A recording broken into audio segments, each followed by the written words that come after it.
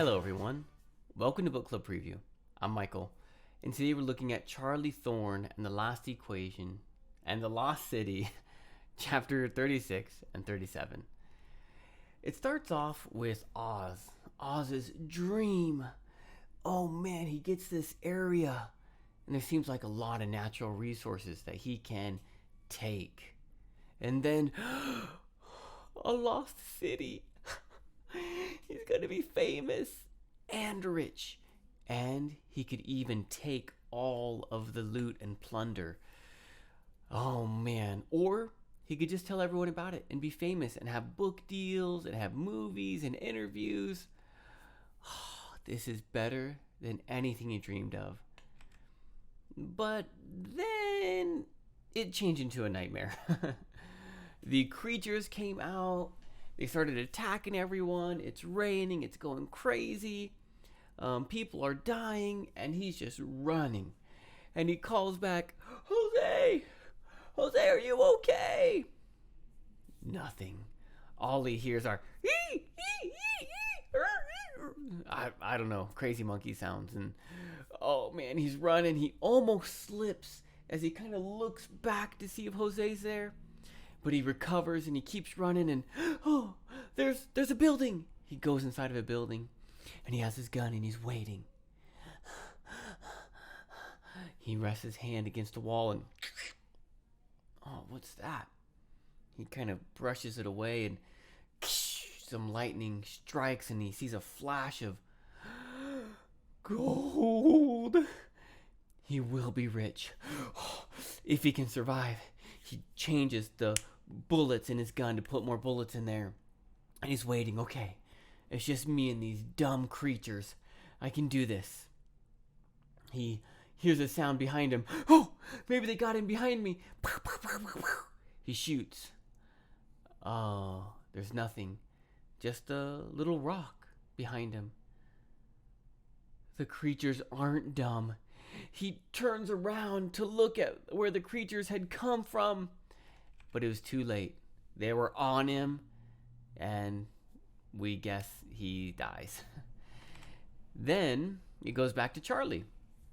Charlie is following this water, trying to get back to the lake, but she realizes she's been going the wrong way. Oh, a bad time to make a mistake. She turns around to go back, but she's like, no, I have to think, I have to relax, I have to remember. She sees some bush that Mr. Segundo told her about, so she's taking off some branches of it, and then she hears this, oh, Charlie turns, and it's the same creature that was there before with Oz that had gotten shot, and the wound looks a little bit worse than Charlie had thought. It's still bleeding, and this creature looks kind of like something bad, like she's scared. But Charlie realizes, okay, I can help this creature. This creature needs medical attention. So she takes off her backpack slowly, holding her hands out, okay, and she starts to take out some medicine. Takes out some gauze, which is the thing you wrap around a wound. And she takes out a little sponge with some ointment to put on the wound so it doesn't get infected or damaged more. And she shows the gauze to the creature, and the creature takes it and eats it. Oh, no, that's not food. But then Charlie slowly gets closer to the creature, and the creature's really scared, but doesn't run away.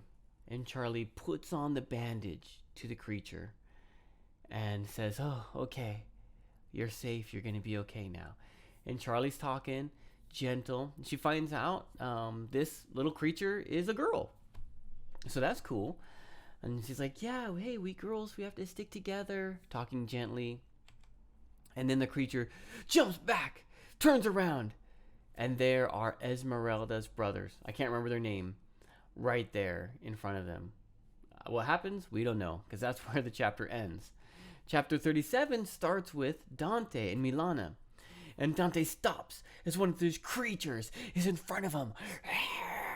And Dante has his gun, and he's about ready to take care of this. He's about ready to handle this creature. which means kill it or threaten it or fight it. But then he remembers Charlie's words. That's what I'm afraid of. I'm afraid of you handling it, of killing these people or creatures. I don't want to start a war. I just want to leave them alone. And Dante's first thought is to shoot, to fight, to live, to survive. But he goes, no, I'm hands up, the gun's holding in his hand. I'm not here to fight. He kind of lowers. And at that, the creature kind of says something. Milana follows him, so she does the same thing. And then there are like 20 different other creatures that come out of the shadows. Oh man, that's scary. But then they leave him alone. Oh, wow. If they had fought this one little guy, they would have been overwhelmed and killed like that. Dante had handled it correctly. And then, Milana, look. Dante and Milana fall down to the ground. Esmeralda and Ivan are there, watching the whole situation, and now themselves trying to get away. And Esmeralda's super excited. She's like, we're going to be rich. We're going to be famous. This is fantastic. These creatures are the treasure. Ivan's like, I'd just rather have gold. But Esmeralda's like, gold, this is better than gold. Like, these creatures, we're going to be famous. We're going to have so much money. And Ivan's like, well, is that there? Yeah. Okay, I guess that works. But I want Charlie. I want the girl alive. And for Ivan, he's thinking, okay, I'm going to take Charlie alive. Russia's going to give me a lot of money. And I'm going to be really welcome to Russia. And then also, I can't take the credit for the city. But maybe Russia can. Yeah. So Russia is going to have Pandora and become the greatest world power again. And have one of the greatest scientific discoveries maybe ever. So Russia's going to be really happy with Ivan if he can make it out alive. But we need to capture Charlie alive. And we need to capture one of these creatures alive. So luckily, I think these are sleeping darts, not poison kill you darts. Esmeralda agrees to at least take one of the creatures alive. And she asks Ivan, hey, do you have another dart gun? I don't know if he does or not. But that's how the chapter ends. Some vocabulary. Catapult. Catapult could be to throw, but a catapult is also a machine. So if you imagine a big basket, and I go click, click, click, click, click, click, click, click, click, click, and I have some big rocks in there or something, and I'm going to battle, and I cut a rope, and it throws those rocks. That's called a catapult. Google the image, you'll see it exactly. Rake in the money. A rake is a tool to kind of gather up leaves. And so if you imagine, maybe in the fall time, all the leaves are falling on the ground, and you have to rake the leaves. You have to use this tool, and it's also a verb, rake the leaves, and you rake it in. You pull in all of these leaves into this pile. And Ivan's just imagining that with money everywhere, just pulling in the money.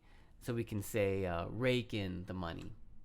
Exertion is to give energy. Oh, this isn't Ivan. This is Oz. Sorry. Oz gave energy, gave effort. This could be physical or mental, but he had run so hard, exerted so much energy that he was really tired. Meek, this is Charlie looking at this creature. Meek is like gentle, soft, humble. Bedraggled is like mixed up. Imagine your hair in the morning. It's all bedraggled. I can't even bedraggle my hair. But wild, a little crazy. And you can imagine a wet dog or a wet cat that looked bedraggled. Chapter 37, primed, is ready. Ready to attack, ready to shoot, something like that. Oh, and I guess that was the only word I had there. That leaves us with our discussion question. Would you have attacked the creatures? imagine Charlie, imagine Oz, imagine Dante, imagine Ivan. Okay, in this situation, in the rain and the storm, you have a gun. Would you have attacked the creatures or put your hands out, waited like kind of Charlie and Dante? And of course, please make your own discussion question. That is all the time that we have for today. But thank you so much for joining me for this episode of Book Club Preview. I'll see you soon. Bye bye. Hey, if you have any questions about the video today, please feel free to leave a comment in the comment section. If you had any other vocabulary words that you wanted to know what they meant, let me know. And also, if you're interested in maybe joining one of these book clubs, please leave a comment and I'll get back to you. Thank you so much for watching. Bye bye.